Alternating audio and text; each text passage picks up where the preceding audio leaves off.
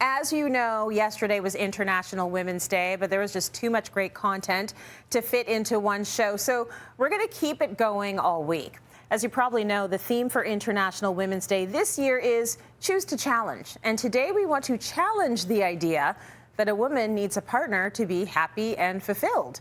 Being in a relationship isn't the be-all, end-all of happiness. You can be single and perfectly content with that. And I almost feel silly saying that out loud because, of course, our three next guests are proof of that. I'm joined by Leah, Shelley, and Annie. Welcome to you all. And I'm going to start with you, Leah.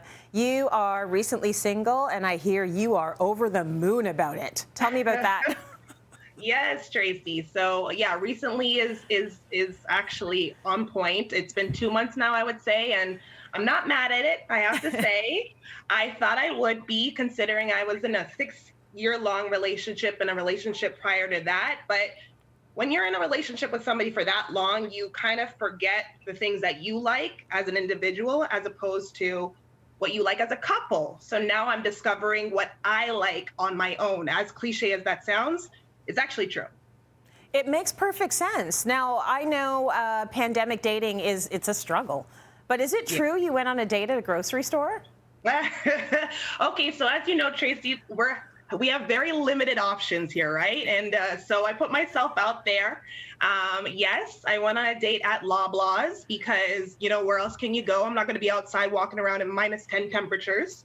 So Loblaws it was. And yeah, you really get to know a person when you're grocery shopping with them on the first date. So yeah, I learned a lot that day. You know, having conversations by the meat and cheese section is interesting. You get to know what their appetite is, and it's a good icebreaker too, I have to say.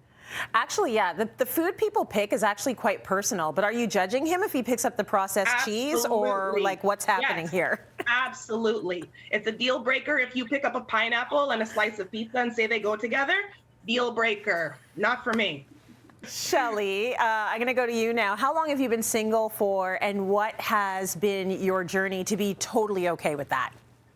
I feel like I've been perpetually single pretty much my whole life, but more or less over the last 7 years, I've found myself more single than in relationships. And it's kind of like been this like cycle. When I was younger, I really wanted a relationship, and I got into these relationships and kind of taught me who I was as a person. I've had some really negative toxic relationships, and I learned my non-negotiables and what I wasn't going to compromise on ever. And then I learned that I was an independent person, and I was like strongly opinionated and independent, and I want a healthy relationship. And until I find that, I'm okay being who I am. Okay, talk to me a little bit about how your parents define your happiness and how that may or may not affect how you feel. I love my parents. God love them. They're great. But I feel like maybe it's a cultural thing, or just it's a societal pressure. I've heard them say, you know, you'd be so much happier if you're with someone. The societal pressure that you have to do something, like you must fulfill these steps. Like you go to school, and then you find someone, and then you get married, and then you have a kid, and then you have another kid, and you buy a house. And if you don't do any of those things, that you're unhappy. And I find that really destructive. And then we've had these conversations about trying to look at it from a different point of view. I am happy with myself, and I'm not going to force myself into a relationship and stay unhappy. At some point, Shelley, do you just say to yourself, like, I'm going to stop telling you how happy I am because you're not hearing me? Exactly. I am good. Okay, switching over to Annie for a sec. Tell me, being 45, single for the last 40 years, single for the last 4 years, you feel joy every day. So can you share where that joy comes from? I sure can, Tracy. It's just by knowing who I am and living the life that meets all of my needs, having fun every day, caring for community, being active, moving my body, and being so very social. I have a very large group of social friends, and that's where I feel connected and the love, not those parts of my life that I need. And I definitely would rather be single than lose any parts of who I am.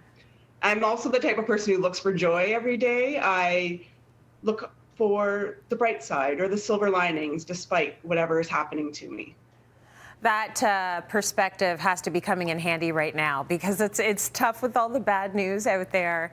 I want to ask you this. What's your opinion on how society labels being single? Well, as a queer woman, I personally never felt it, but I see a lot of people feel that need to be fulfilled with another person. In the lesbian community, there's a lot of people that we call it a U-Haul, chasing relationship after relationship and moving in with each other very quickly.